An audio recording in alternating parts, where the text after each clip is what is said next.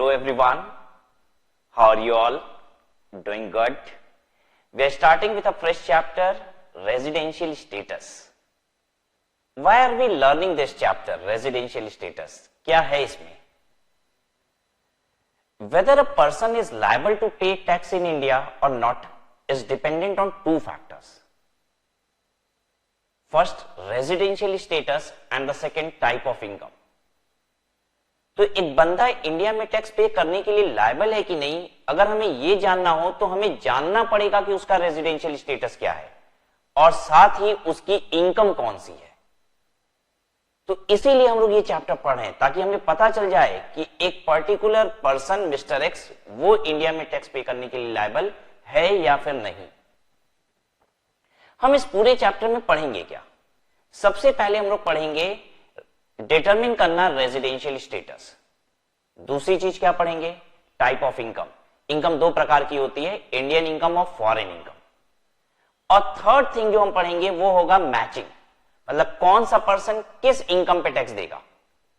Right, residential status के basis पे हम पर्सन कैटेगराइज कर लेंगे कि ये उसका रेजिडेंशियल स्टेटस है, तो किस रेजिडेंशियल स्टेटस का बंदा कौन सी इनकम पे टैक्स देगा, इसकी हम लोग मैचिंग सीख लेंगे। So this is the entire coverage of this chapter. The very first thing that we need to learn is determination of residential status. There are four rules to determine residential status. Residential status determine करने के भी चार rule है जो अलग अलग persons पे apply होते हैं। मतलब इंडिविजुअल के लिए रेजिडेंशियल स्टेटस डिटरमिन करने का रूल कुछ और है, एचयूएफ का रेजिडेंशियल स्टेटस डिटरमिन करने का रूल कुछ और है, कंपनी के लिए कुछ और ही रूल है जिससे हम जानेंगे कि उसका रेजिडेंशियल स्टेटस क्या है, एंड जो बाकी सभी पर्सन है उनके लिए एक डिफरेंट रूल होता है। राइट, तो चलिए शुरुआत कर लेते हैं हम लोग। सबसे पहली बात जो मैं आपको बताऊंगा, डिटर्मिनेशन ऑफ रेजिडेंशियल स्टेटस।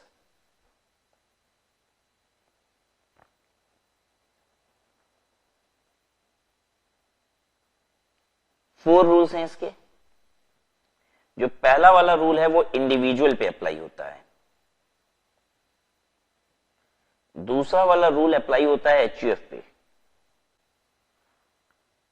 मतलब चार तरीके हैं रेजिडेंशियल स्टेटस डिटरमिन करने के, जो अलग अलग पर्सन्स पे अलग अलग तरीके से अप्लाई करके जाना जाता है उनका residential status.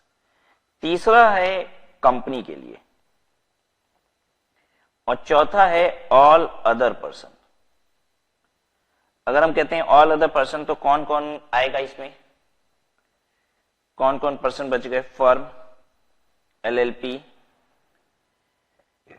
AOP, BOI, AJP, local authority का एलए हो गया।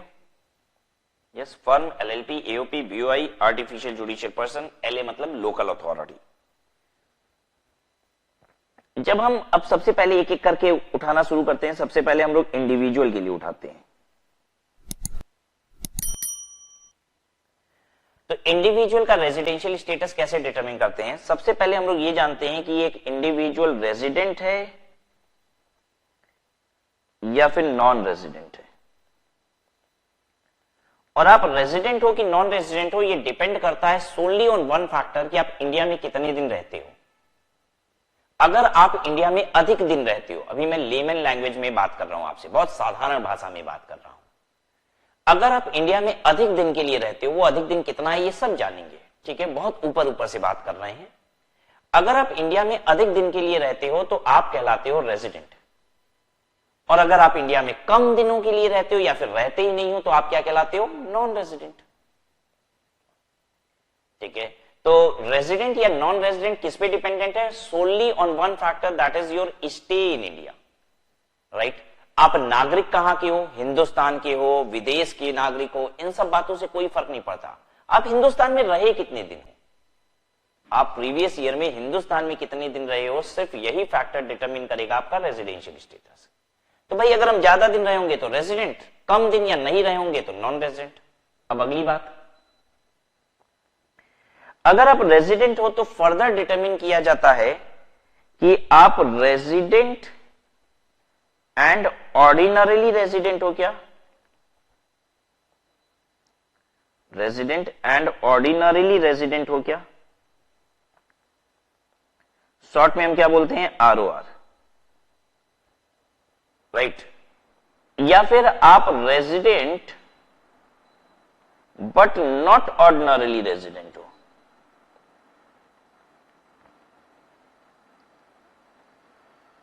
शॉर्ट में हम बोलते हैं आर एनओआर। रेजिडेंट को हम शॉर्ट में आर बोलेंगे, नॉन रेजिडेंट को एनआर बोलेंगे।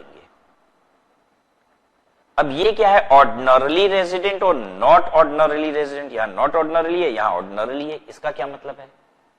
देखिए, इस साल तो आप रेजिडेंट हो, इस पर्टिकुलर ईयर में तो आप रेजिडेंट हो, ज्यादा दिन रहे हो, ये तो पहले ही पता चल गया। अगर आप नॉर्मली रेजिडेंट रहते भी हो, भाई इस साल तो रेजिडेंट थे लेकिन नॉर्मली भी रेजिडेंट रहते हो, मतलब पिछले सालों की और पुराने सालों की बात करें तो भी आपको प्रायः ये पाया गया है कि आप रेजिडेंट हो, तो पता है हम आपको क्या कहते हैं? Resident and ordinarily resident. लेकिन मान लीजिए आप इस साल तो रेजिडेंट हैं, लेकिन अगर पुराने सालों की बात करें तो आप प्रायः रेजिडेंट नहीं पाए जाते हैं, तो आपको कहा जाएगा resident but not ordinarily resident. Ordinarily का वर्ड यहां पे मतलब है नॉर्मली से, मतलब if you are resident and normally also you are resident, प्रायः आप रेजिडेंट ही रहते हो, तो आप कहलाओगे आरओआर। हाँ, आप इस साल रेजिडेंट हो लेकिन नॉर्मली रेजिडेंट नहीं रहते हो, तो आप क्या कहलाओगे? Are NOR. अच्छा, आप इसी साल रेजिडेंट नहीं हो तो तब तो आप एनआर कहलाओगे, नॉन रेजिडेंट। इस साल ही हम रेजिडेंट नहीं है। फिर और कुछ कहा जाएगा क्या? नहीं, फिर फर्दर कोई क्लासिफिकेशन नहीं होगी। सबको समझ में आई इतनी बात? Now how to determine whether a person is resident और नॉन रेजिडेंट। तो अब देखिए, ये दो स्टेप हो गए। Now this is two different step. ये हो गया स्टेप नंबर 1, और ये जो नीचे आप देख रहे हैं ये हो गया step number 2। Step number 1, rule का स्टेप नंबर 1 हम जब अप्लाई करते हैं तो हमें पता चलता है कि एक बंदा आर है कि एनआर है, और अगर वो एनआर निकलता है तो स्टेप नंबर 2 अप्लाई ही नहीं होता। एनआर है तो स्टेप नंबर 2 अप्लाई ही नहीं होगा। लेकिन अगर वो आर है तो step number 2 of the rule apply होगा, जिससे हमें यह पता चलेगा कि वो क्या है? ऑर्डिनरली रेजिडेंट है कि नॉट ऑर्डिनरली रेजिडेंट है। ठीक है, जो हमारा स्टेप 1 होता है उसको कहा जाता है बेसिक कंडीशंस। बेसिक कंडीशंस ये है स्टेप 1। मतलब बेसिक कंडीशन की जांच करेंगे तो हमें क्या पता चलेगा? आप आर हो कि एनआर हो। दूसरा स्टेप होता है जिसे हम कहते हैं एडिशनल कंडीशंस। ये है स्टेप 2। एडिशनल कंडीशंस की मदद से हमें क्या पता चलता है कि एक बंदा आरओआर है कि आर एनओआर है। आ गया समझ में सबको? तो शुरू किया जाए अब हम लोग। तो ये एक बैकग्राउंड था, हम लोग पहले रूल की तरफ बढ़ रहे हैं। हमें 4 डिफरेंट रूल्स पढ़ने होंगे। जिस तरीके से इंडिविजुअल का रूल है वैसे ही एचयूएफ का अपना रूल होगा, फिर कंपनी का अपना रूल होगा, बाकी पर्संस का अपना रूल होगा। फिर उसके बाद हम लोग प्रोसीड कर जाएंगे, टाइप ऑफ इनकम पढ़ेंगे, इंडियन इनकम, फॉरेन इनकम, ठीक है। और फिर उसके बाद मैचिंग पढ़ेंगे कि कौन किस पे टैक्स देगा। भाई आरओआर है तो किस इनकम पे टैक्स देगा, आर एनओआर है तो किस पे देगा, भाई एनआर है तो किस पे देगा। मतलब will learn the matching, right. Based on residential status कौन सी इनकम पे टैक्स इंडिया में देना होगा ये देखेंगे। तो सबसे पहला वाला रूल इंडिविजुअल का ये पढ़ने जा रहे हैं आपके साथ। Different taxable entities. All taxable entities are divided in the following categories for the purpose of determining residential status: individual, HUF, company, और ये हो गया बाकी सभी पर्सन। इसमें कौन कौन आता है मैं आपके लिए लिख दूं: firm, LLP, AOP, BOI, AJP, LA local authority. Residential status individual और एचयूएफ का, इंडिविजुअल और एचयूएफ का रेजिडेंशियल स्टेटस 3 कैटेगरी में डिवाइड होता है। एक होता है आरओआर, आर एनओआर और एनआर। क्योंकि अगर आर होगा ना तो फर्दर क्लासिफाई करना पड़ेगा ना, तो 3 कैटेगरी बन जाती है। आर जैसी बना तो 2 कैटेगरी में डिवाइड हो जाएगा, आरओआर, आर एनओआर। और अगर वो एनआर है तो फिर एनआर ही। तो देखिए यही कह रहा है कि इंडिविजुअल एचयूएफ 3 कैटेगरी में डिवाइड होते हैं, आरओआर, आरएनओआर और एनआर। तो मैंने आपको यहां बताया था ना, ये देखिए इंडिविजुअल एचयूएफ, इनके रूल में जब आप क्लासिफिकेशन पढ़ेंगे तो आप ऐसे पढ़ेंगे, पहले पता चलेगा आर है कि एनआर है, और फिर जब आर पता चलेगा तो फिर डिवाइड हो जाएगा, वो आरओआर है कि आरएनओआर है।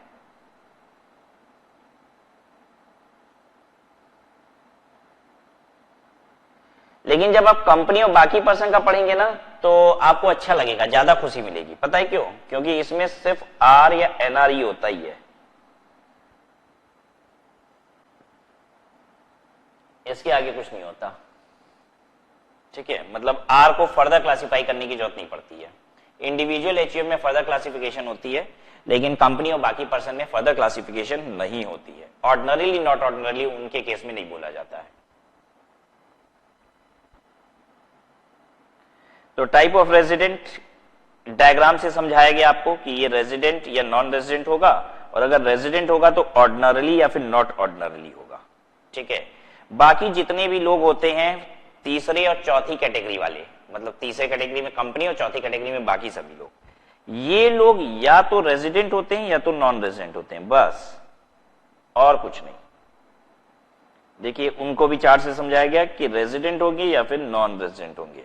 और अब हम आ जाते हैं rules to determine residential status of an individual, individual का रेजिडेंशियल स्टेटस। ठीक है, स्टेप नंबर 1 क्या होता है? Basic condition. इससे क्या पता चलेगा? मेरे साथ साथ बोलेंगे आप भी बैठे बैठे। ठीक है, सब इंडिविजुअल का रेजिडेंशियल स्टेटस डिटरमिन करना है। Step number 1 basic condition. इससे क्या पता चलेगा? आर है कि एनआर है सर। अगर मान लीजिए आर निकल गया तो क्या करेंगे? तो सर स्टेप नंबर 2 लगाना पड़ेगा एडिशनल कंडीशन, जिससे हमें पता चलेगा वो आरओआर है कि आरएनओआर है। अच्छा मान लो अगर स्टेप नंबर 1 में एनआर निकल गया तो क्या करोगे? तो कुछ नहीं करना है सर, ओवर हो गया गेम। यस, ये देखिएगा बेसिक कंडीशन, यानी कि जो हम कहते हैं स्टेप नंबर 1, ये आ गया। Basic condition to test when an individual is said to be resident in India. Basic condition जिससे कि पता चलेगा वो रेजिडेंट है कि नहीं है। इसके बाद सेक्शन कोड किया हुआ है, सेक्शन आपको याद नहीं रखना है, क्योंकि जो भी सेक्शंस आपको याद रखने होते हैं वो मैं आपको हाईलाइट कर देता हूं, ये सेक्शंस आप याद रख लीजिए। ठीक है, an individual is said to be resident in India in any previous year. किसी भी प्रीवियस ईयर में एक इंडिविजुअल रेजिडेंट है कि नहीं है, ये कैसे डिटरमिन होगा? If it satisfies any one of the following basic condition. For which previous year are we talking? हम कौन से प्रीवियस ईयर की बात कर रहे हैं? हम लोग प्रीवियस ईयर, कौन से प्रीवियस ईयर की बात कर रहे हैं? प्रीवियस ईयर 2021 की बात कर रहे हैं। हम लोग पढ़ रहे हैं assessment year 21-22, that is previous year 2021। तो प्रीवियस ईयर 2021 में एक बंदा रेजिडेंट है कि नहीं है, ये कैसे डिटरमिन होगा? अगर वो सेटिस्फाई कर देता है any one of the following basic condition, कोई भी एक। नीचे 2 कंडीशन दी हुई है, ये रही पहली, ये रही दूसरी कंडीशन। इन दोनों कंडीशन में से आप एक भी कंडीशन सेटिस्फाई किए तो आप रेजिडेंट बन जाओगे। पहली कंडीशन क्या है? He is in India in the previous year for a period of 182 days और मोर। आप इंडिया में 182 डेज या उससे ज्यादा रहे हो तो आप रेजिडेंट हो गए। ठीक है, तो ये मैंने आपको बताया भी था कि रेजिडेंट सोलली डिपेंड करता है एक ही फैक्टर पे कि आप कितने दिन इंडिया में रहते हो। मान लीजिए अगर ये कंडीशन नहीं सेटिस्फाई की है तो भी क्या रेजिडेंट बन सकते हो? हाँ, एक रास्ता और है। He is in India for a period of 60 days और more during the previous year.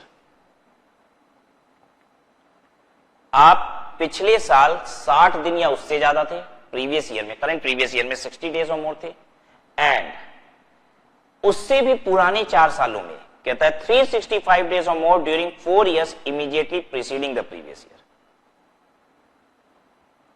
कह रहा है प्रीवियस ईयर में आप 60 दिन थे और उससे पुराने 4 प्रीवियस ईयर में अगर आप 365 दिन थे तो भी आप रेजिडेंट हो। आइए मैं समझाता हूं आपको।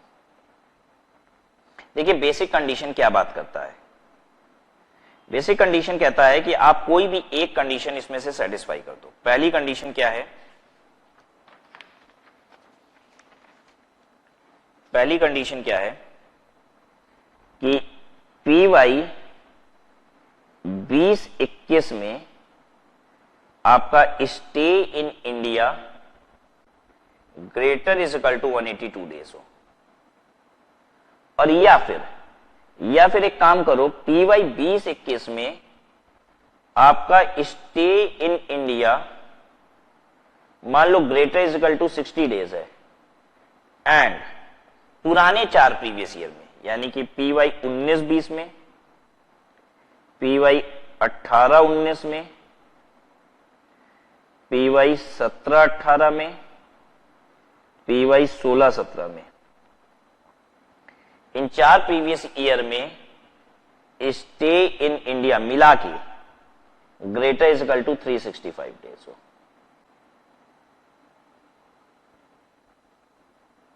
आपको समझ में आया कि अगर प्रीवियस ईयर में ही 182 डेज रह गए तो बड़ी अच्छी बात है, तब तो आप रेजिडेंट बन ही गए। लेकिन अगर मान लो कम रहे, 182 दिन से 182 डेज से कम रहे, तो भी क्या चांस है? हाँ, अगर 60 दिन से ज्यादा रहे हो ना तो एक चांस है। पुरानी भी 4 साल का देख लो, क्या पुराने भी 4 सालों में मिला के 365 दिन रहे? हाँ, तो आप बन गए रेजिडेंट।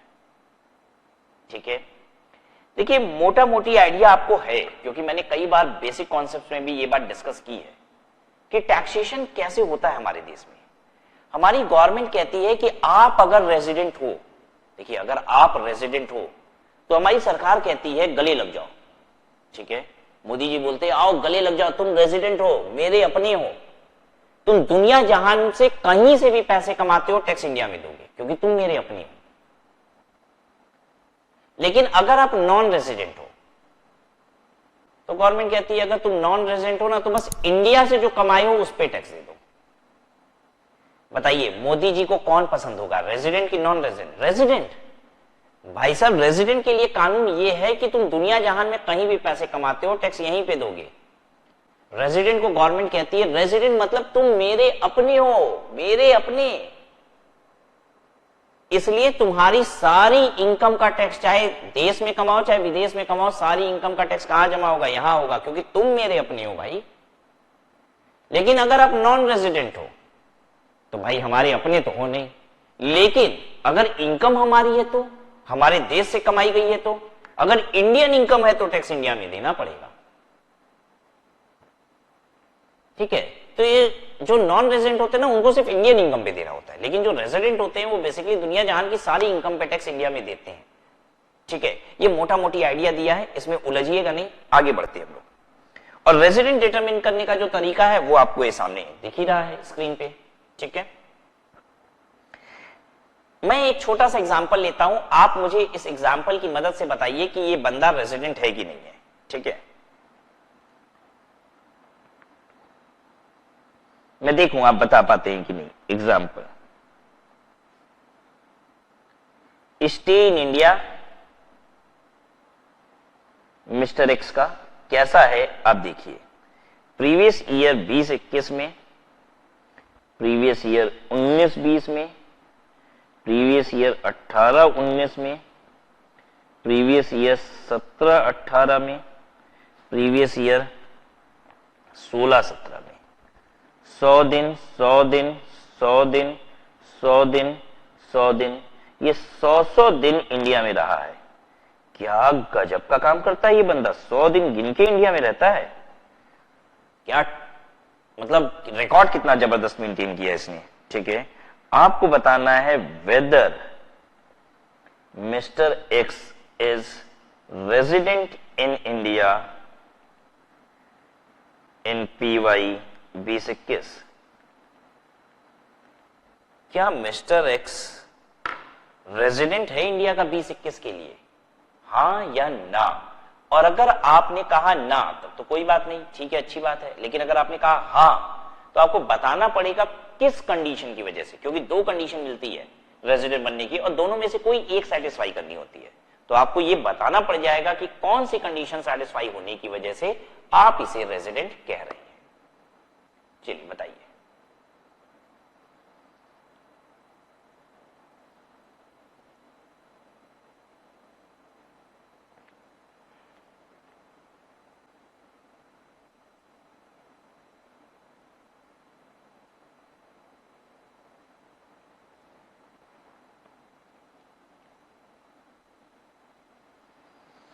चलिए देखते हैं हम लोग। हम लोग सेटिस्फाई कराने की कोशिश करते हैं ए कंडीशन।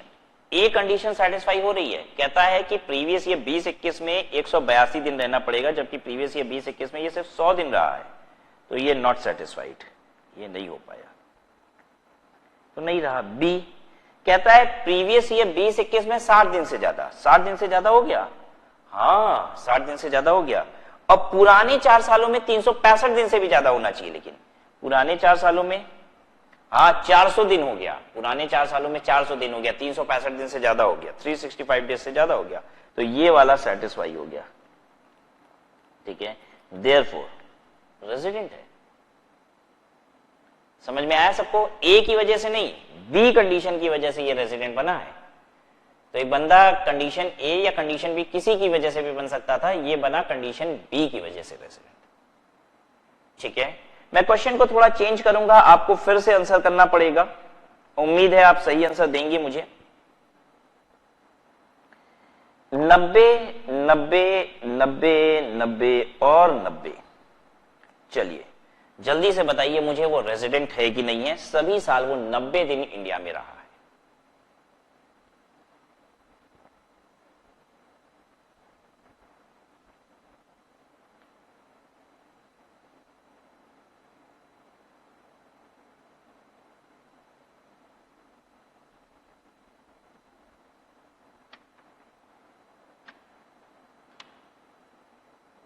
बताइए, किया आपने? ए कंडीशन सेटिस्फाई हो रही है? नहीं, 182 दिन कहा रहा नहीं। बी सेटिस्फाई हो रही है? बी बताओ सेटिस्फाई हो रही है?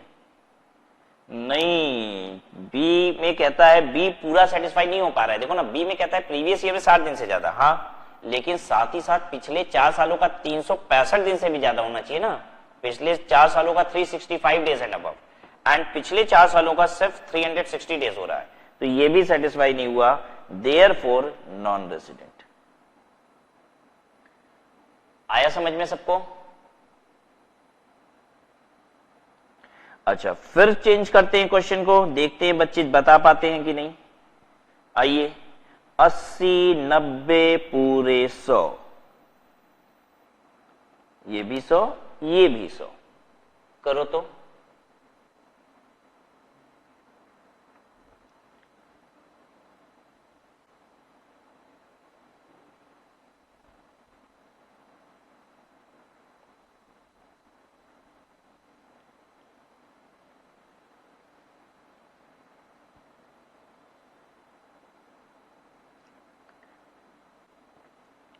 Okay, I am doing it for you now. Basic condition A तो नहीं सेटिस्फाई हो रही है सर, ए तो सेटिस्फाई नहीं हो रही है, right?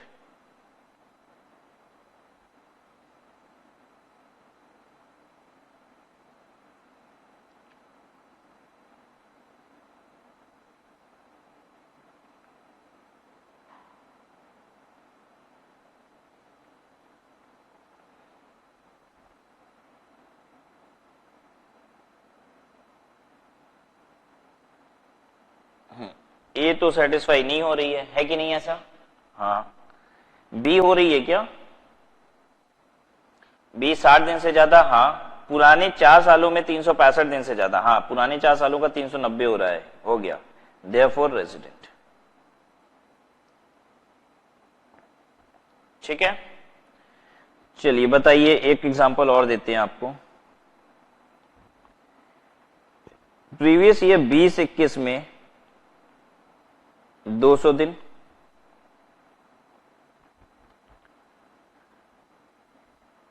he was in India for the first time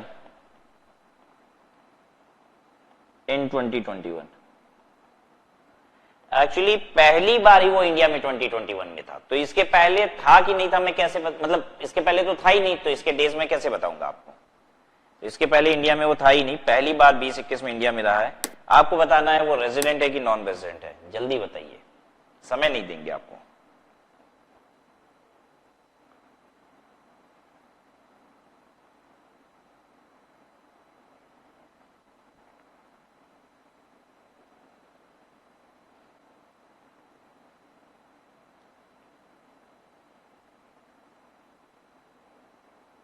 अच्छा, इन द मीन टाइम आप जब तक कर रहे हैं तब तक आपको एक चीज बता दें, बैकग्राउंड स्क्रीन पे आपको एंड्रॉयड ऐप दिखाई दे रहा होगा, हमारे study at home learning app. I hope आप सभी ने ये ऐप डाउनलोड कर लिया है, और नहीं किया है तो तुरंत कर लीजिएगा। ये बहुत ही यूजफुल ऐप है और बहुत सारे लोग हो सकता है इसी ऐप पे ही मुझे देख रहे हैं, राइट। अगर वो ऐप पे नहीं देख रहे हैं तो ये ऐप जरूर डाउनलोड कर ले। इस ऐप पे टॉपिक वाइज वीडियो लेक्चर्स भी अवेलेबल है, ठीक है। सभी कोर्सेज के topic wise video lectures available है, जो कि बहुत यूजफुल होता है एग्जाम टाइम में। कभी कभी ऐसा होता है कि आपके सब्सक्रिप्शन ओवर हो गए, या फिर आपने क्लासेस ली थी और आपको वो टॉपिक लेकिन जस्ट टीचर की ली थी, वो समझ में नहीं आया, और स्पेसिफिकली बस एक टॉपिक आप करना चाहते हैं, एक पर्टिकुलर चैप्टर आप करना चाहते हैं, फुल कोर्स नहीं करना आपको किसी दूसरे से, तो वहां पे ये बहुत हेल्पफुल होता है ये ऐप, जहां पे आप 100, 200, 50 रुपए में आप एक पर्टिकुलर चैप्टर को बाई करके उसको कंप्लीट कर सकते हैं, उसे लर्न कर सकते हैं। लास्ट टाइम रिवीजन में भी बहुत हेल्प करता है। एग्जाम टाइम पे कोई रिवाइज करना है पर्टिकुलर टॉपिक, थोड़ा डिफिकल्ट लग रहा है, तो उसमें भी बहुत हेल्प करता है। तो इस ऐप को जरूर डाउनलोड कीजिएगा, ऑल्दो यहाँ पे फुल कोर्सेज भी अवेलेबल है।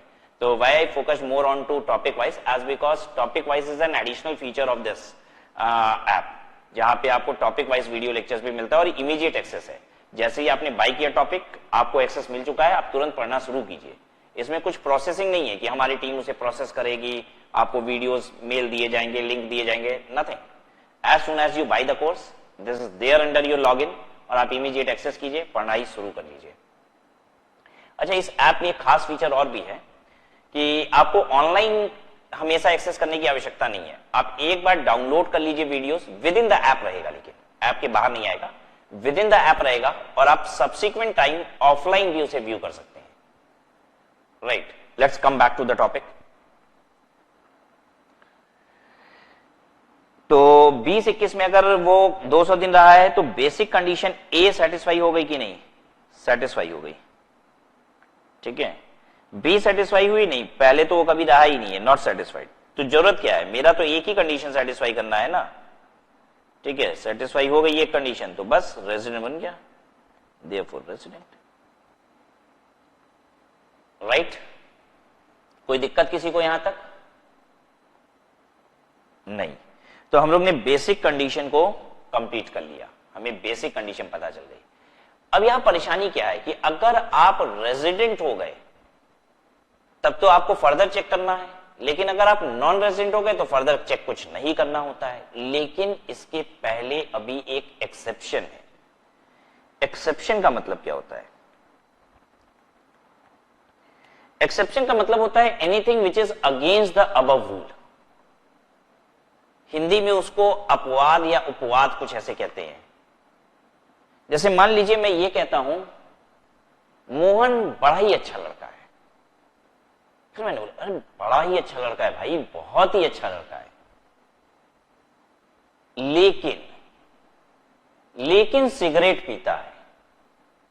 तो पता है ये जो लेकिन के बाद हमने बोला सिगरेट पीता है, क्या ये ऊपर वाली लाइन से मैच करता है जो अभी मैंने बताया था, उस फीचर से मैच करता है? मैंने बोला बहुत अच्छा लड़का है, नहीं, ये उसके कुछ अगेंस्ट हो गया है कि नहीं, विपरीत बात हो गई, कुछ अलग बात हो गई। इसी को कहा जाता है एक्सेप्शन। तो ये जो लेकिन होता है that is called exception, right. तो इस रूल के भी कुछ एक्सेप्शन है। मतलब अभी रूल क्या था कि भाई 182 दिन इंडिया में रह जाओ तो आप रेजिडेंट बन जाओगे, या फिर 60 दिन रह जाओ प्रीवियस ईयर में और पुराने 4 सालों में 365 दिन रह जाओ तो आप रेजिडेंट बन जाओगे। लेकिन अब इसका कुछ अगेंस्ट द रूल है कि नहीं भाई, ऐसे ऐसे केस में ऐसा नहीं होगा। लेकिन आइए जानिए कैसे कैसे केस में कैसा नहीं होगा, ठीक है। तो अब हमें जानना है कि कैसे कैसे केस में कैसा नहीं होगा। Did you understand this?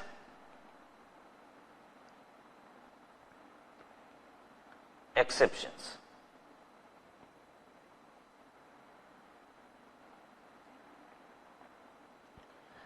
Exception में कहता है the period of 60 days refer to in basic condition B.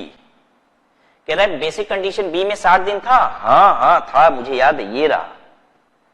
कहता है basic condition B above has been extended to 182 days. कह रहा है ये 60 दिन नहीं भाई, ये 182 दिन माना जाएगा इनके केस में। ये रहे नीचे लोग, इनके केस में। अरे ये क्या बात हुई, ये क्या बात कर दिया, मुझे तो कुछ समझ ही नहीं आया। देखो जरा आपको समझ में आया क्या? अभी तक बेसिक कंडीशन क्या थी? बेसिक कंडीशन थी कि प्रीवियस ईयर में पीवाई में 182 दिन रहना है, ठीक है, ग्रेटर इक्वल टू 182 दिन रहना है। या फिर एक कंडीशन थी कि प्रीवियस ईयर में ग्रेटर इक्वल टू 60 दिन रह लें एंड 4 पुराने प्रीवियस ईयर में ग्रेटर इक्वल टू 365 दिन रह लें। यही ना कंडीशन थी। कहता है लेकिन रुको, इन लोगों के लिए, अभी नीचे बताया किन लोगों के लिए, इन लोगों के लिए बेसिक कंडीशन बी का 60 दिन नहीं है। कहता है ये 60 दिन नहीं मानेंगे, इसको भी 182 दिन मानेंगे। यानी कुछ लोग ऐसे हैं जिनके बेसिक कंडीशन ए में भी 182 दिन रहने पे ही रेजिडेंट होगा और बेसिक कंडीशन बी में 182 दिन रहने पे रेजिडेंट होगा और पुराने 4 सालों में 365 दिन रहने पे रेजिडेंट होगा। और भाई इन दोनों में से कोई भी एक कंडीशन सेटिस्फाई करनी है, तो क्या इसका मतलब सीधा सीधा नहीं हुआ कि 182 दिन तो इंडिया में रहना ही पड़ेगा? भाई बी कंडीशन में भी तो 60 दिन की जगह 182 दिन हो गया। यानी इसका सीधा मतलब क्या ये नहीं हो गया कि 182 डेज इंडिया में रहना ही पड़ेगा रेजिडेंट बनने के लिए? हाँ, और अगर वो 182 डेज रह गया तो क्या बी कंडीशन देखने की जरूरत है? नहीं, बी कंडीशन की जरूरत ही क्या है? अरे यहां भी तो यही कह रहा है कि प्रीवियस ईयर में 182 डेज रहो और साथ ही साथ ये भी करो। अरे भगवान, हम कहते हैं अगर 182 दिन रह लिए तो बेसिक कंडीशन ये तो पहले ही सेटिस्फाई हो गई। अगर ये 182 दिन रह लिया होगा तो फिर तो ये कंडीशन सेटिस्फाई हो गई और ये होते ही आप रेजिडेंट बन गए, तो यहां तक पहुंचने की आवश्यकता ही कहां पड़ेगी? हम तो ये कह रहे हैं। और अगर तुम बेसिक कंडीशन ए सेटिस्फाई नहीं कर पाए, 182 दिन नहीं रहे हो, तो बी में आने की कोई जरूरत ही नहीं है, क्योंकि यहां भी तो 182 दिन से ज्यादा रहना है प्रीवियस ईयर में। यानी कुल मिला के आप समझ पा रहे हो लॉ क्या कहना चाहता है? कहता है नीचे दिए गए लोगों के लिए बेसिक कंडीशन ए बी दोनों ऑप्शन नहीं है, सिर्फ एक ही ऑप्शन है ए, बी ऑप्शन है ही नहीं। अब आपको समझ में आ रहा है इनकम टैक्स कैसी कैसी बदमाशी करता है? देखो कितनी बड़ी बदमाशी कर रहा है, गेम देखो कितना बड़ा खेल रहा है। कह रहा है बेसिक कंडीशन बी का 60 दिन 182 दिन हो जाएगा। अरे भगवान, सीधा बोल दो भाई, सीधा बोलने से इज्जत कम थोड़ी ना हो जाएगी। लेकिन इनकम टैक्स कहता है I am the most difficult law of India, मेरी इज्जत बरकरार रहनी चाहिए, सबसे कठिन कानून है इनकम टैक्स। तो अगर हम ऐसी हल्की बात करेंगे तो इज्जत क्या रह जाएगी मार्केट में? इज्जत बनाने के लिए इतनी टेढ़ी बात कह रहा है। कह रहा है बेसिक कंडीशन का 60 दिन 182 दिन होगा, जबकि इसका मतलब यह हुआ बेसिक कंडीशन भी मिलेगा ही नहीं, ए ही सेटिस्फाई करना पड़ेगा। समझ में आया? देखो कितना विचित्र विचित्र बात करता है। तो now what we are going to learn in simpler language कि फॉर द फॉलोइंग पर्सन, अभी नीचे दिया गया है, basic condition A has only to be satisfied in order to be become resident. बाकी सबके लिए ए बी दोनों कंडीशन है, लेकिन नीचे दिए गए 2 लोगों के लिए बेसिक कंडीशन ए सेटिस्फाई करना पड़ेगा। अब मैं जानना चाहता हूं, ये 2 लोग जो यहां पे दिए गए हैं, अभी मैंने पढ़ा नहीं है ये कौन है, आपने भी नहीं पढ़ा, पढ़िएगा भी नहीं, पढ़िएगा भी नहीं, मेरी तरफ देखिए, स्लाइड्स को ना देखिएगा। मुझे बस इतना बताइए कि ये 2 लोग नसीब वाले हैं या बदनसीब लोग हैं? इनके साथ अच्छा हुआ है या बुरा हुआ है? आपको ये बताना है। इनके साथ अच्छा हो रहा है या बुरा हो रहा है? सरकार कहती है तुम्हें बेसिक कंडीशन ए बस मिलेगी, तुम्हें सिर्फ बेसिक कंडीशन ए मिलेगी, बी नहीं मिलेगा, यही सेटिस्फाई करोगे तो रेजिडेंट बनोगे। अच्छा हुआ बुरा हुआ, बाकी सब लोगों को 2-2 कंडीशन देती है, बाकी सब लोगों को 2-2 कंडीशन, और इसको सिर्फ एक। तो अच्छा कि बुरा? बोलो।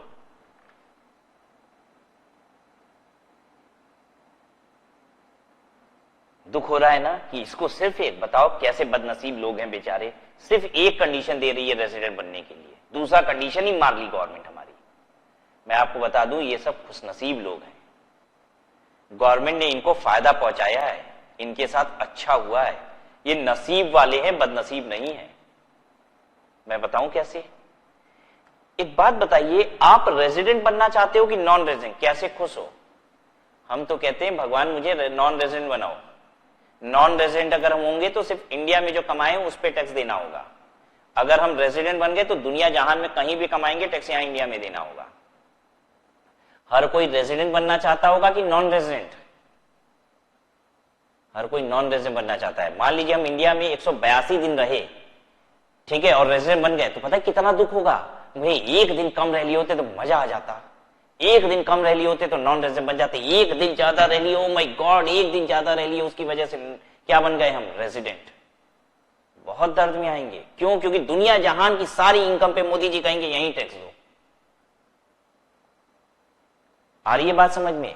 और अब ये दो कंडीशन ए और बी क्या है? सरकार का दो जाल है।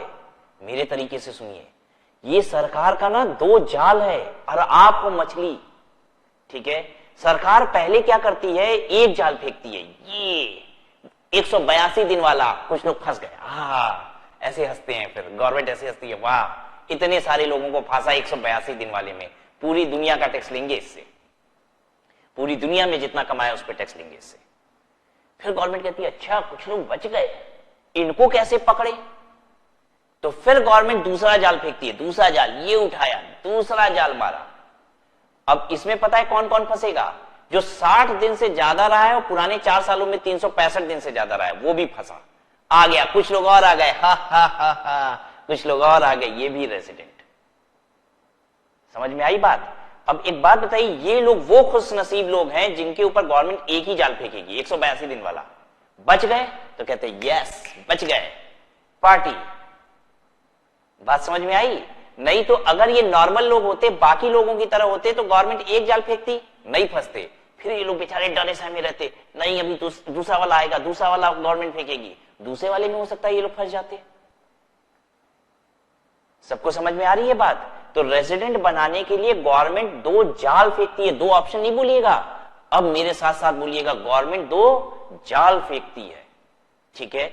और अगर एक भी जाल में आप फंस गए तो आप रेजिडेंट बन जाओगे, लेकिन जिसके ऊपर एक ही जाल फेंकेगी, क्या उसको मजे हैं? हाँ मजे हैं, ठीक है। तो आइए देखते हैं वो कौन खुशनसीब लोग हैं जिनके ऊपर सरकार सिर्फ एक जाल फेंकती है। कहता है इंडियन सिटीजन, बड़ी खतरनाक वर्ड पहले ही आ गया, इंडियन सिटीजन। भाई ये इंडियन सिटीजन क्या होता है?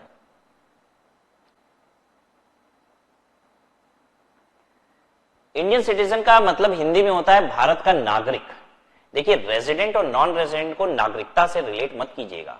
मैंने आपको बहुत आसान शब्दों में यह बात बताई है कि रेजिडेंट या नॉन रेजिडेंट डिपेंड करता है सिर्फ एक ही फैक्टर पे, आप हिंदुस्तान में रहते कितने दिन हो, आपकी नागरिकता क्या है, इससे कोई मतलब नहीं, ठीक है। लेकिन अब ये वर्ड यूज कर लिया यहां पे इंडियन सिटीजन, जिसके ऊपर एक्सेप्शन लग रहा है, जिसके ऊपर सरकार सिर्फ एक जाल फेंकेगी। तो जानना चाहते हैं ये इंडियन सिटीजन होता कौन है, भारतीय नागरिक होता कौन है? आप सब भारतीय नागरिक हैं? बोलो हो कि नहीं हो भारतीय नागरिक? आप कहोगे हाँ सर हैं, भारतीय नागरिक ही है। तो हम आपसे पूछेंगे प्रूफ क्या है आपके पास, सबूत क्या है? तो अब ये क्लासेस तो वर्चुअल चल रही है, जहां पे मैं लाइव अवेलेबल होता हूं फेस टू फेस क्लास में। तो बच्चे से मैं पूछता हूं कि बताओ भाई कैसे तुम्हें पता कि तुम भारत के नागरिक हो? तो मेरे पास जवाब क्या क्या आता है। कुछ बच्चे कहते हैं सर मेरे पास ना आधार कार्ड है।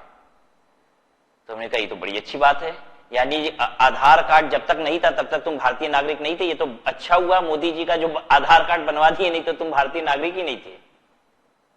और यानी इसका मतलब ये हुआ कि जिनका आधार कार्ड आज तक नहीं बना है वो भारतीय नागरिक नहीं है।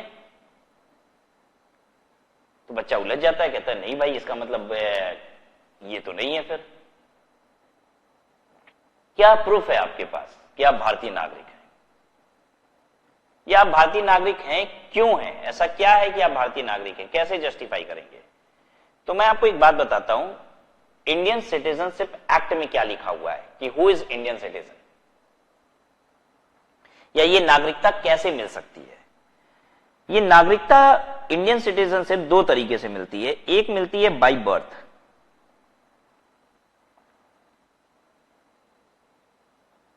और दूसरी मिलती है बाय रजिस्ट्रेशन।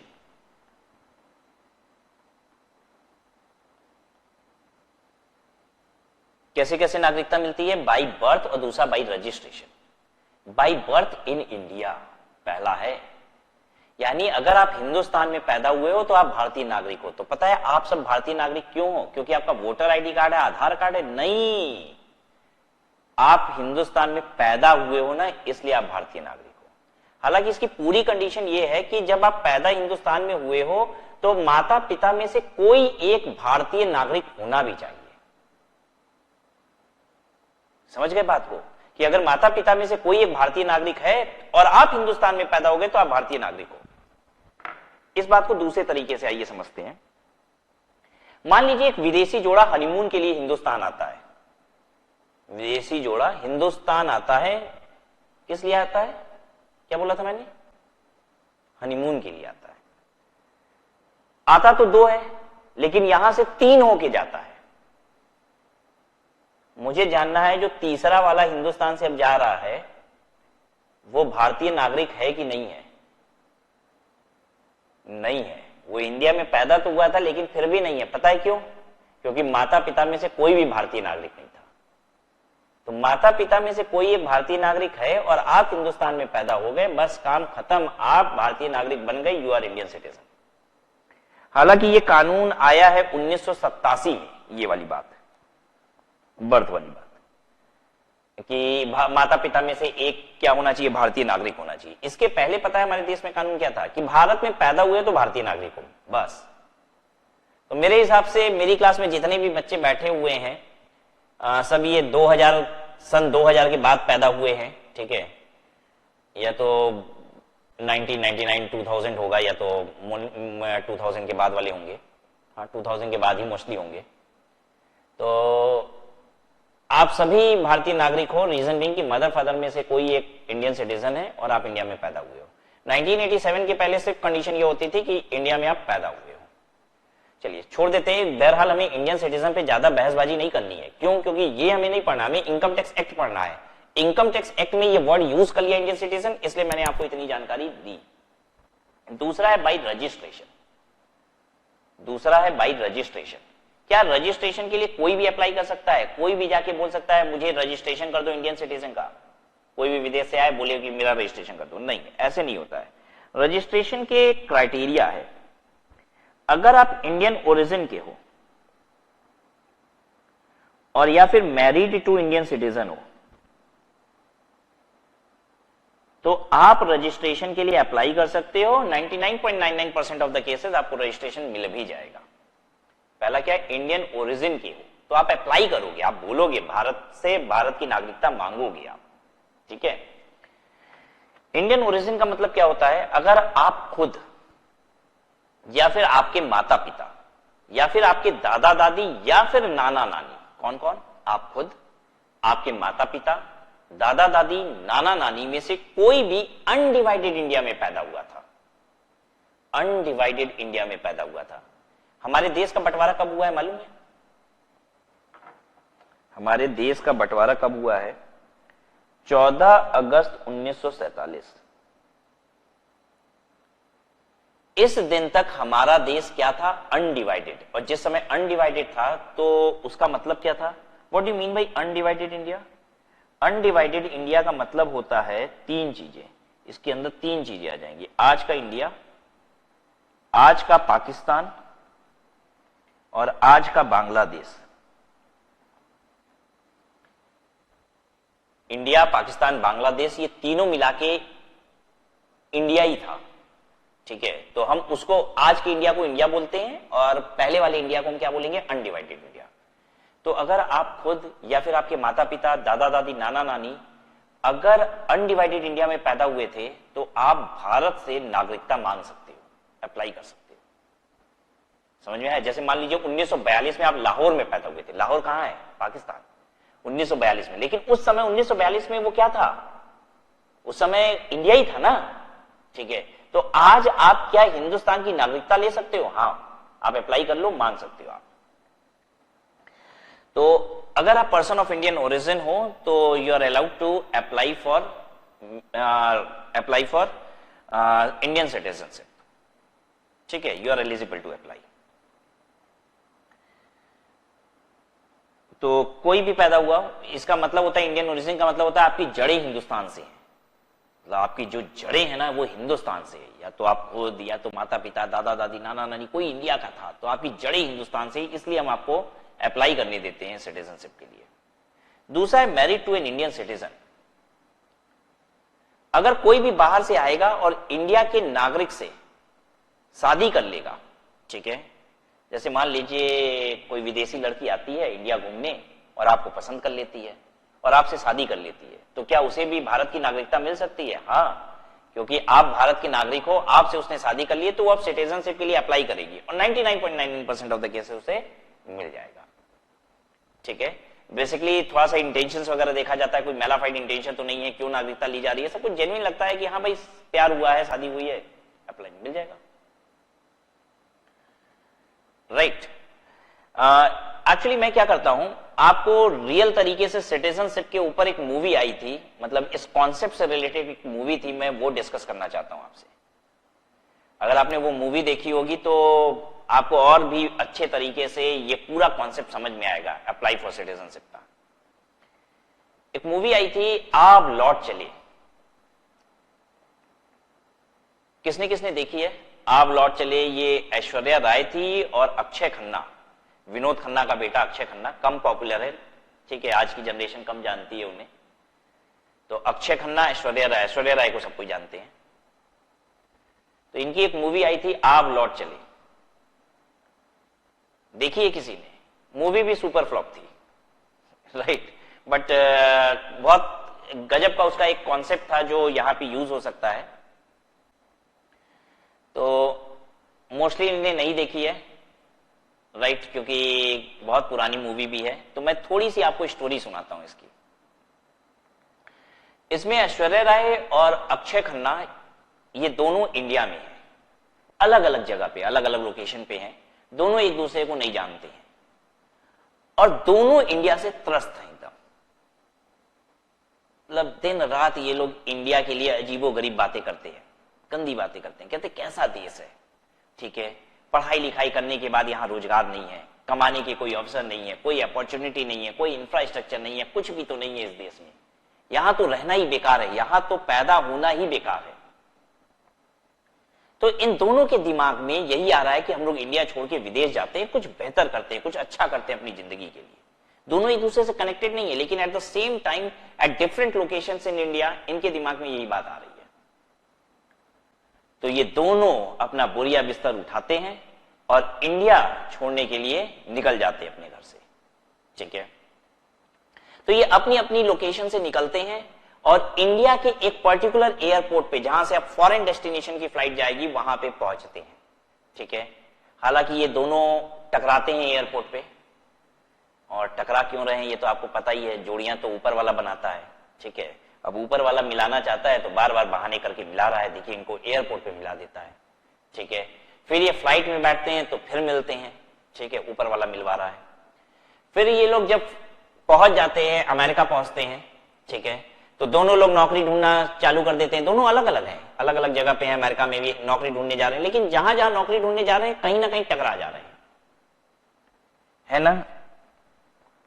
कहते हैं ना कि हम लोग तो रंगमंच की कठपुतलियां हैं, ठीक है, ऊपर वाला नचा रहा है, ऊपर वाला ही उन दोनों को बार बार मिलवा रहा है। शायद कुछ सोच रखा होगा ऊपर वाले ने, लेकिन अभी तक वो दोनों एक दूसरे को नहीं जानते हैं, लेकिन बार बार लगातार मुलाकात हुए जा रही है इन दोनों की। और बार बार जब मुलाकात होती है तो ऐश्वर्या राय को अक्षय खन्ना से प्यार हो जाता है। यह भी होना स्वाभाविक है, मूवी है भाई, अगर प्यार ही नहीं हुआ तो फिर मूवी कैसे आगे बढ़ेगी। तो ऐश्वर्या राय को प्यार हो जाता है, लेकिन अक्षय खन्ना बिल्कुल भी भाव नहीं देता इसको, एकदम भी नहीं, ठीक है। ये तरह तरह से उसे मनाने की, प्यार करने की कोशिश करती है, लेकिन अक्षय खन्ना एकदम सख्त है, एकदम, ठीक है। आपने सुना होगा ना सख्त लौंडा, एकदम बिल्कुल उस टाइप का, एकदम बिल्कुल भी भाव नहीं दे रहा है ऐश्वर्या राय को। ऐश्वर्या राय तो इनके लिए गाना भी गाती है, इंप्रेस करने के लिए, पटाने के लिए गाती है, मेरा दिल तेरा दीवाना, मैं तो तुझ पे मरती हूं, सारी दुनिया से कह दूंगी, तुझसे प्यार मैं करती हूं, और मेरा दिल तेरा दीवाना, मैं तो तुझ पे मरती हूं। लेकिन अक्षय खन्ना पे बिल्कुल भी असर ही नहीं करता, इस गाने का भी कोई असर नहीं। तो अब बात आती है कि अक्षय खन्ना पे असर क्यों नहीं कर रहा है? क्योंकि अक्षय खन्ना को वहां की अमेरिका की सिटीजनशिप चाहिए थी और इसलिए वो वहां की एक सिटीजन लड़की से प्यार कर बैठा था। अब प्यार कर बैठा था या फिर प्यार करने का नाटक कर रहा था या जो भी कर रहा था, लेकिन वो किसी और को, जितना ऐश्वर्या राय इसको पटाने की कोशिश कर रही थी उतना ही अक्षय खन्ना किसी और लड़की को पटाने की कोशिश कर रहा था जो अमेरिका की सिटीजन थी, ताकि उससे शादी कर लेगा तो उसे क्या मिल जाएगी? अमेरिका की सिटीजनशिप।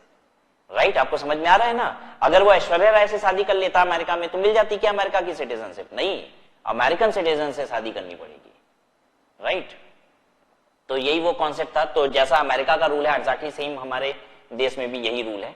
ठीक है, अच्छा, कुछ लोगों के मन में आ रही होगी बात कि अमेरिका में ग्रीन कार्ड बोलते हैं। देखिए, बहुत सारी जगह पे ग्रीन कार्ड, कहीं येलो कार्ड, ये सब बोला जाता है। ये सब सिटीजनशिप के अलग अलग नाम है। हमारे देश में सिटीजनशिप बोलते हैं, अलग अलग जगह पे इसका अलग अलग नाम है।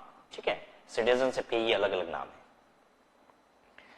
तो ये तो समझ में आ गया, लेकिन बहुत सारे बच्चे, जब मैं यहाँ पे स्टोरी को छोड़ देता हूं ना, तो बाद में मुझे कमेंट करके बोलते हैं, ठीक है, ऑफिस में इंक्वायरी भेजते हैं, सर ने मूवी एंड नहीं कराई या बीच में मूवी छोड़ दी। अरे इनकम टैक्स थोड़ी ना उतना जरूरी है, पिक्चर बताए होते एंडिंग क्या हुई भाई, इतनी जबरदस्त बीच में छोड़ दी है सस्पेंस में। तो बाद में क्या होता है, अक्षय खन्ना को भी ये समझ में आ जाता है कि नहीं भाई, ये विदेशी लड़की नहीं चलेगी, उसके टेस्ट की नहीं है। अब हम हिंदुस्तानी लड़के को हिंदुस्तानी लड़की ही चलेगी ना। ठीक है, उसे समझ में आ जाता है भाई ये हमारे टेस्ट की लड़की नहीं है, हमारे टेस्ट में तो कौन सी लड़की चलेगी? संस्कारी लड़की चलेगी, इंडिया वाली, ऐश्वर्या राय। ठीक है, तो फाइनली अक्षय खन्ना को, ऐश्वर्या राय को, दोनों को प्यार हो जाता है एक दूसरे से। फिर धीरे धीरे उनको ये भी समझ में आ जाता है कि सारे जहां से अच्छा हिंदुस्तान हमारा, ये भी उन लोग को फील हो जाता है। और वो दोनों इंडिया आ जाते हैं, वापस आ जाते हैं, प्यार करते हैं, शादी करते हैं, बच्चे करते हैं, स्टोरी खत्म हो जाती है। ठीक है, चलिए आगे बढ़ते हैं। तो क्या बता रहा है इंडियन सिटीजन के लिए? इंडियन सिटीजन कौन होता है आपने समझ लिया। Indian citizen who leaves India during the previous year for the purpose of employment outside India, वो इंडियन सिटीजन जो पर्पस ऑफ एम्प्लॉयमेंट के लिए इंडिया छोड़ के जाएगा, उसको सिर्फ बेसिक कंडीशन ए मिलेगी। बेसिक कंडीशन ए की बेसिस पे डिटरमिन हो जाएगा रेजिडेंट है कि non resident. For the purpose of employment का मतलब क्या होता है? नौकरी की वजह से इंडिया के बाहर जा रहा है। इसका मतलब यह होता है कि आपको नौकरी हिंदुस्तान में बैठे बैठे विदेश में मिल गई है और आप विदेश सिर्फ उस नौकरी को ज्वाइन करने के लिए जा रहे हैं, तो इसे कहा जाता है पर्पस ऑफ एम्प्लॉयमेंट। सबको समझ में आया? पर्पस ऑफ एम्प्लॉयमेंट का मतलब, अगर आपको विदेश में नौकरी मिल गई और इसलिए आप इंडिया छोड़ के विदेश जा रहे हो, तो आपका रेजिडेंशियल स्टेटस कैसे चेक होगा? सिर्फ बेसिक कंडीशन ए के बेसिस पे। तो सरकार आपके ऊपर दो जाल नहीं मारेगी, बस एक जाल मारेगी। अब देखिए, ये मुनासिब भी है, उचित भी है। अरे हमें विदेश में नौकरी मिल गई है, हम इंडिया के बाहर जा रहे हैं, वही कमाएंगे, वही हमको टैक्स देना चाहिए। गवर्नमेंट जबरदस्ती मेरे पे जाल फेंक फेंक के फंसाएगी, गलत बात है कि नहीं है? नौकरी तो दे नहीं पाए अपने देश में, तभी तो हम विदेश गए। ठीक है, अब विदेश में कमाएंगे, वहीं टैक्स देंगे, ये तो गजब जबरदस्ती की बात होगी ना। दो दो जाल फेंक के फंसाओगे। तो यहाँ पे गवर्नमेंट कहती है हम एक जाल फेंकेंगे 182 दिन वाला। ठीक है, अगर उसमें फंस गए तो ठीक है, नहीं तो वो 60 दिन वाला नहीं फेंकेंगे तुम्हारे ऊपर, फिर तुम जाओ आराम से। तो जितना इंडिया में कमाए थे इंडिया में टैक्स दे देना, बाकी जो बाहर कमाओगे बाहर दे देना, काम खत्म। समझ में आया सबको? किसके ऊपर एक जाल फेंक रही है? जिसको नौकरी मिल चुकी है और वो ज्वाइन करने जा रहा है। अब मैं बात करता हूं अक्षय खन्ना और ऐश्वर्या राय के केस में। वो लोग भी तो विदेश गए थे, क्या उनके ऊपर गवर्नमेंट ने एक जाल फेंका होगा या दो जाल फेंका होगा? गवर्नमेंट ने दो जाल फेंका होगा। क्यों? क्योंकि उनको नौकरी मिली नहीं थी, वो नौकरी ढूंढने गए थे। मैंने आपको बताया था ये बात, वो नौकरी ढूंढने गए थे। जो नौकरी ढूंढने जाते हैं ना, उनके ऊपर दोनों जाल फेंकेगी। सिर्फ उनके लिए एक जाल की बात हो रही है जो नौकरी पा चुके हैं और ज्वाइन करने जा रहे हैं, वहां रह के काम करेंगे। ठीक है, जैसे मान लीजिए मैं विदेश जा रहा हूं कॉन्फ्रेंस अटेंड करने, सेमिनार अटेंड करने, तो मैं एक्सेप्शन में नहीं आऊंगा, फिर मेरे ऊपर दोनों जाल फेंके जाएंगे।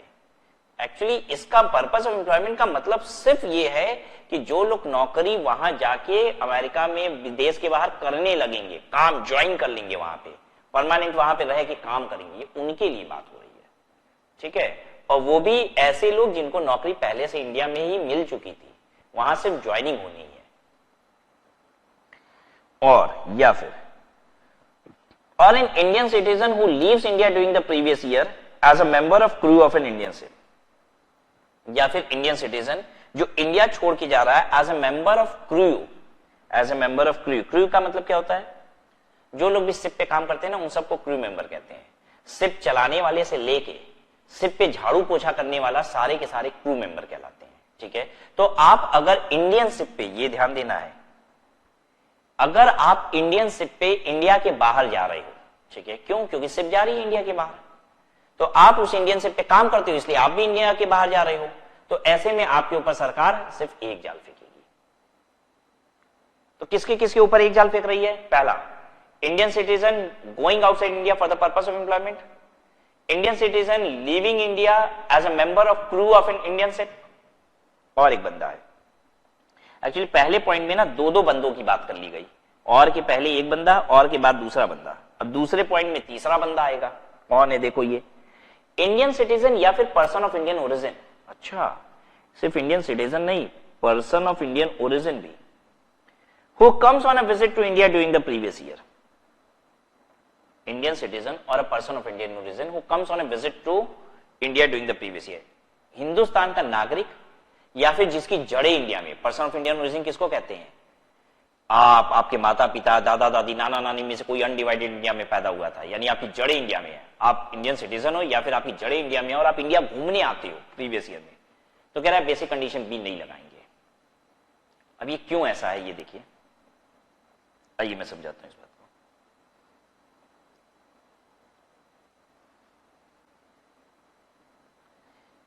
को। मिस्टर एक्स है, ये मिस्टर एक्स है, ये जॉब करता है यूएसए में, ठीक है, करोड़ रुपए की सैलरी है इसकी, लेकिन ये है ओरिजिनली हिंदुस्तान का, ठीक है, तो अपने घर वालों से मिलने, इसके दादा दादी, इसका, इनके माता पिता, सबको इंडिया में है, तो ये कुछ दिनों के लिए हमेशा इंडिया घूमने आता है, ठीक है, कुछ दिन इंडिया रह के जाता है, और ये तकरीबन हर साल 100 दिन के लिए इंडिया आ जाता है।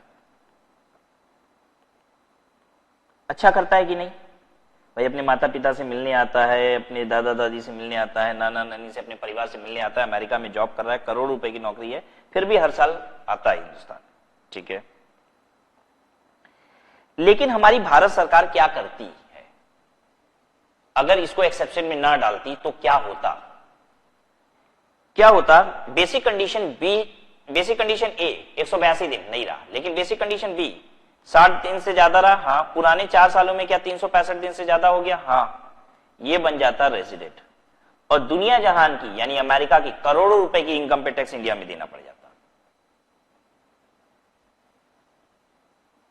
तो ऐसा बंदा फिर क्या करता है? इंडिया आना ही बंद कर देता है। एक्चुअली हो क्या रहा था, बहुत सारे लोग हैं जो विदेश में हैं और वो हिंदुस्तान आते हैं। पता है क्यों आते हैं? क्योंकि वो कहते हैं कि मेरे सपने में एक गाना बजता है, घर आजा परदेसी तेरा देश बुलाए रे, लेकिन कहते हैं जैसे ही हम अपने देश जाते हैं मोदी जी दबोच लेते हैं हमको, कहते हैं तुम तो रेजिडेंट बन गए, और टैक्स यहां दो, तो इसलिए हम नहीं आएंगे इंडिया, गाने दो, जितना गाना बजता है बजने दो, हम नहीं आएंगे इंडिया।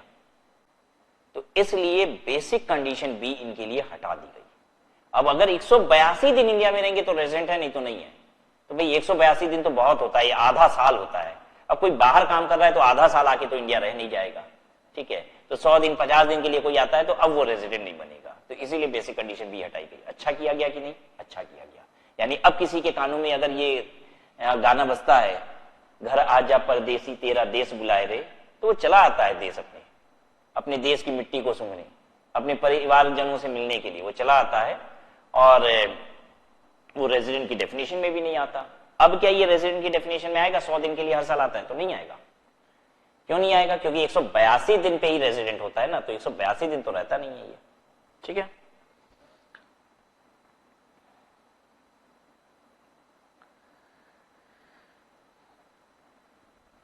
यहां तक क्लियर है कि नहीं है? पहले तो मुझे ये बताओ। यहां तक क्लियर है आपको? तो देखिए दो तरीके का बेसिक कंडीशन हो गया, मैं आपको बताऊं।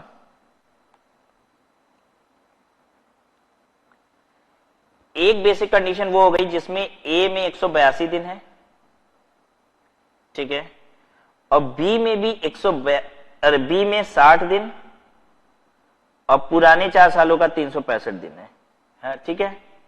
और एक दूसरे टाइप की बेसिक कंडीशन हो गई जिसमें ए में 182 दिन है और बी में भी 182 दिन है और पुराने 4 सालों में 365 दिन है। तो मैंने कहा कि भाई इसका तो कोई मतलब ही नहीं है, यानी बी कंडीशन है ही नहीं, ऐसे समझ लो, है ही नहीं, यही समझ लो फिर। अब आप मुझे बताएंगे कि मैं जिसका नाम लेने जा रहा हूं उसे टाइप 1 वाला बेसिक कंडीशन चलेगा या ये वाला बेसिक कंडीशन चलेगा, मतलब किससे कैसे आप चेक करोगे, टाइप 1 वाली कंडीशन से चेक करोगे या टाइप 2, मतलब दोनों वाला चेक करोगे या एक वाला चेक करोगे? मैं पूछ रहा हूं, क्वेश्चन बताइएगा। इंडियन ओरिजिन का बंदा है, going for employment outside India, नौकरी मिल चुकी है इसको, बस ज्वाइन करने जा रहा है, going for joining employment outside India. बताइए बेसिक कंडीशन टाइप 1 या टाइप 2 कौन से आप मैच करेंगे, मतलब किससे चेक करेंगे?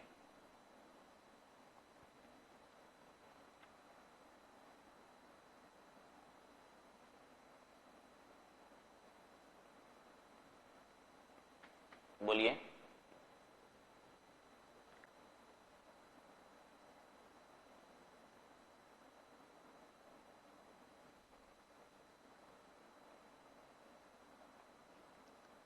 देखिए बहुत सारे लोग बता रहे हैं टाइप 2, मुझे मालूम है अपने मन ही मन में बोल रहे हैं, मुझे आपके मन की आवाज दूर तक सुनाई देती है, वर्चुअली भी मैं सुन लेता हूं। आप बोल रहे हो टाइप 2 होगा क्योंकि going for employment outside India है, तो मैं आपको याद दिलाऊं कि इंडियन सिटीजन जब इंडिया के बाहर एम्प्लॉयमेंट के लिए जाता है ना, तो उसके लिए ये एक्सेप्शन था, इंडियन ओरिजिन वाले के लिए नहीं था। आइए दिखाएं।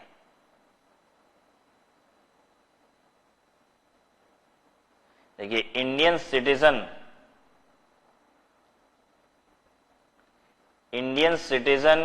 एम्प्लॉयमेंट के लिए आउटसाइड इंडिया जा रहा है या फिर as a member of crew of an Indian ship जा रहा है, ठीक है। ये जो इंडियन ओरिजिन वाली बात थी ना, ये आने वाले के लिए थी, कम्स ऑन अ विजिट। जो जाने वाला एक्सेप्शन है वो इंडियन सिटीजन पे है, आने वाला एक्सेप्शन दोनों पे, इंडियन सिटीजन पे भी, पर्सन ऑफ इंडियन ओरिजिन पे भी। ये जाने वाले एक्सेप्शन की बात हमने की थी यहां, ये जाने वाली बात, गोइंग, ये गोइंग वाला है, तो गोइंग वाला इंडियन सिटीजन के लिए एक्सेप्शन था। तो आप गलत कह रहे हैं, ये टाइप 1 वाला लगेगा इसके ऊपर, ये कोई एक्सेप्शन में फॉल नहीं करेगा। अगर इंडियन सिटीजन बाहर जाता ना एम्प्लॉयमेंट के लिए तब एक्सेप्शन लग जाता और फिर सिर्फ बेसिक कंडीशन नहीं थी, ठीक है। तो आपने गलत बोल दिया, कुछ ने सही भी बोला होगा। बताइए, इंडियन सिटीजन है, गोइंग आउटसाइड इंडिया, इंडिया के बाहर जा रहा है as a member of crew of a foreign ship. एक फॉरेन शिप का क्रू मेंबर होने के नाते वो इंडिया के बाहर जा रहा है, ये एक इंडियन सिटीजन है। जल्दी बताइए, टाइप 1 में फॉल करेगा, टाइप 2 में फॉल करेगा? टाइप 1 अगर आपको ये बोलना हो कि दोनों कंडीशन चेक करेंगे तो आप टाइप 1 बोलेंगे। अगर आप ये कहेंगे कि नहीं सर हम सिर्फ एक ही कंडीशन चेक करेंगे तो आप टाइप बी बोलिएगा।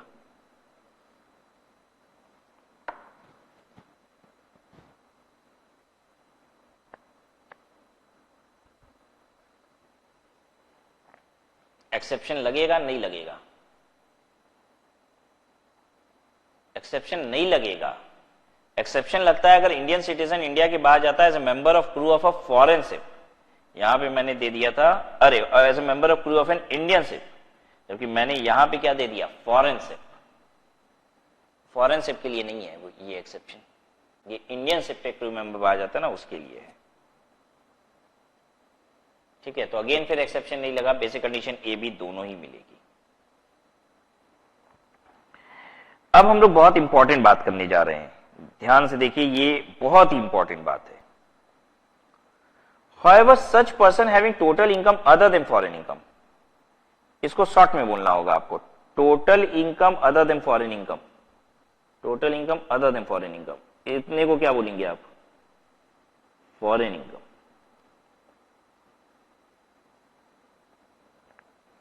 However, such person having total income other than foreign income exceeding rupee 15 lakh during the previous year, period of 60 days shall be substituted with 120 days. अरे क्या मैं बोल रहा हूं, having total income other than foreign income का मतलब क्या हो गया? Indian income. तो अगर एक पर्सन है जिसकी इंडियन इनकम 15 लाख रुपए से ज्यादा है, कौन सा पर्सन? यही इन्हीं ऊपर वाले 2% की बात कर रहा है, इन्हीं लोगों की। कह रहा है कि अगर इन लोगों की इंडियन इनकम 15 लाख रुपए से ज्यादा है तो बेसिक कंडीशन बी में जो 60 दिन होता है, ये 60 दिन पता है कितना कहलाएगा? 120 दिन। लीजिए नई आफत। अभी तक कहता था कि इन दोनों के केस में 60 दिन 182 दिन हो जाएगा। अब कह रहा है लेकिन अगर ये लोगों की इंडियन इनकम 15 लाख रुपए से ज्यादा है तो ये 60 दिन 120 दिन हो जाएगा। यानी कब 182 दिन होता है? ये 60 182 दिन कब होता है? जब इन लोगों की इंडियन इनकम 15 लाख रुपए तक होती है। 15 लाख रुपए से ज्यादा हुआ, एक्सीडिंग है, ये ध्यान दीजिएगा, ग्रेटर 15 लाख। अगर 15 लाख रुपए से ज्यादा हुआ तो बेसिक कंडीशन बी का 60 दिन 120 दिन हो जाएगा। है कि नहीं? बड़ी आफत है भाई। दर्द हो रहा है सर में? सर में दर्द हो रहा है? बेसिक कंडीशन बी का 60 दिन जो होता है वो 182 दिन हो जाता है कुछ केसेस में। लेकिन जिन केसेस में 182 दिन होता है वही लोग अगर 15 लाख रुपए से ज्यादा इंडियन इनकम कमाते हैं तो 182 नहीं होने देंगे, फिर 120 दिन होगा। ओ माय गॉड, ये तो बड़ी टिपिकल बात है। यानी बेसिक कंडीशन ए जो है, बेसिक कंडीशन जो है वो 3 तरीके की हो गई। बेसिक कंडीशंस जो हैं उसके 3 टाइप हो गए।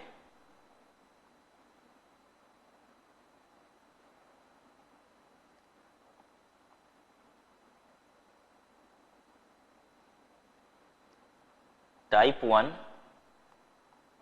Type 2, type 3। अभी आप सोचिए, अभी और भी बहुत कुछ है। बेसिक कंडीशन के बाद बेटा एडिशनल कंडीशन भी पढ़नी पड़ती है। बेसिक कंडीशन से तो सिर्फ ये पता चलता है आर है कि एनआर है।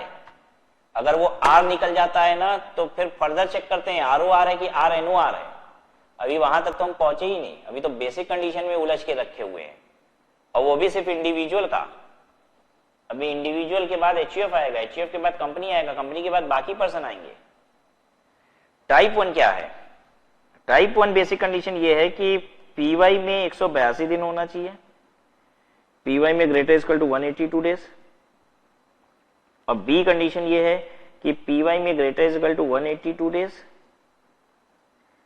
एंड पीवाई में greater equal to 60 days and 4 PY में greater is equal to 365 days. Type 2 क्या है? पीवाई में greater is equal to 182 days, B PY में greater is equal to 182 days and 4 PY में greater is equal to 365 days. यही एक वजह है कि हम लोग कहते हैं बेसिक कंडीशन बी नहीं मिलेगी। क्यों? क्योंकि ए में भी 182 हो गया और बी में भी 182 हो गया। टाइप 3 ये हो गया कि पी वाई में greater is equal to 182 days और बी पी वाई में greater is equal to 120 days and 4 P Y में greater is equal to 365 days.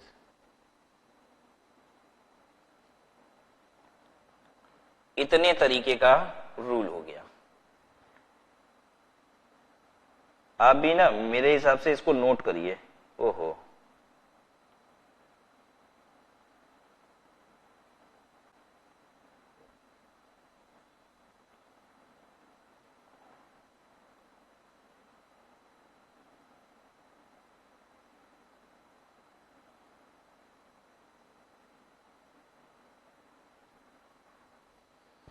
उसको नोट करिए, ये 3 टाइप के रूल हो गए।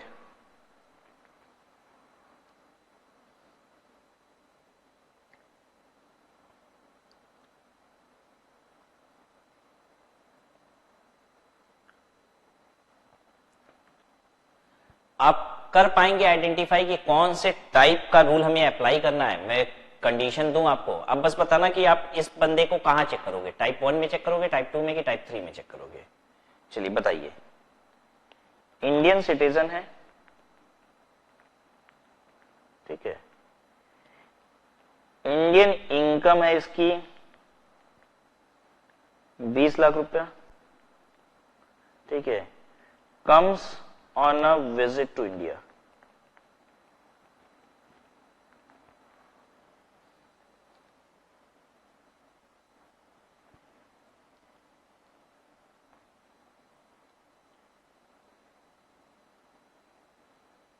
टाइप 2 और टाइप 3 ये एक्सेप्शन जब लगता है तब होता है, ये तो एक्सेप्शन जब लगता है तब होता है, मालूम है ना, ये एक्सेप्शन के केस में होता है। और एक्सेप्शन किसके किसके ऊपर लगता है ये आपको याद रखना होगा कि भाई Indian citizen purpose of employment के लिए जाता है, as a member of crew of an Indian ship जाता है, या फिर इंडियन सिटीजन या पर्सन ऑफ इंडियन ओरिजिन घूमने आता है, तब एक्सेप्शन लगता है। तो एक्सेप्शन का एक लिमिटेड क्राइटेरिया है।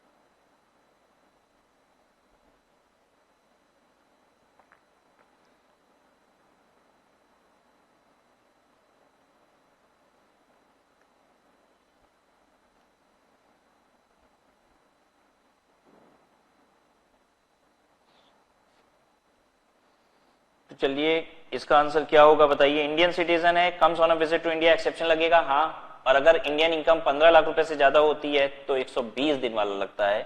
यहां का आंसर होगा, इसका आंसर होगा टाइप 3 वाला लगेगा। बेसिक कंडीशन ए में 182 दिन चेक करेंगे और बी में 120 दिन चेक करेंगे। क्या आपने भी सही आंसर किया था? चलिए फिर बताइएगा मुझे। पर्सन ऑफ इंडियन ओरिजिन है, ठीक है, इंडियन इनकम जो है इसकी 30 लाख रुपए है और गोइंग आउट ऑफ इंडिया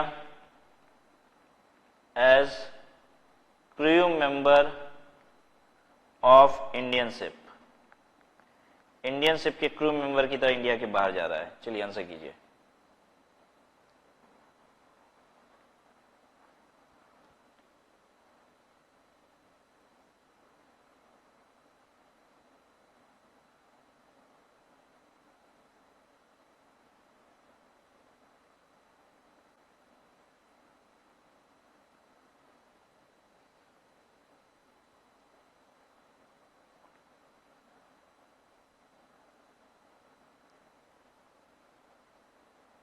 यहां पे एक्सेप्शन लगेगा ही नहीं। जाने वाली जो एक्सेप्शन थी वो सिर्फ इंडियन सिटीजन पे थी, ये जाने वाली एक्सेप्शन है ना, तो जाने वाली एक्सेप्शन सिर्फ इंडियन सिटीजन पे थी। आने वाली एक्सेप्शन जो थी Indian citizen, person of Indian origin दोनों पे थी, तो एक्सेप्शन लगेगा ही नहीं, तो टाइप 1 में जाएगा ये। ठीक है, जल्दी बताइए। अगर यहां पे इंडियन इनकम, मैं थोड़ा सा चेंज करूंगा क्वेश्चन, बस थोड़ा सा, ज्यादा नहीं। अगर मान लीजिए यहां पे इंडियन इनकम 20 लाख की बजाय 15 लाख रुपए होती तो आपका आंसर क्या होता?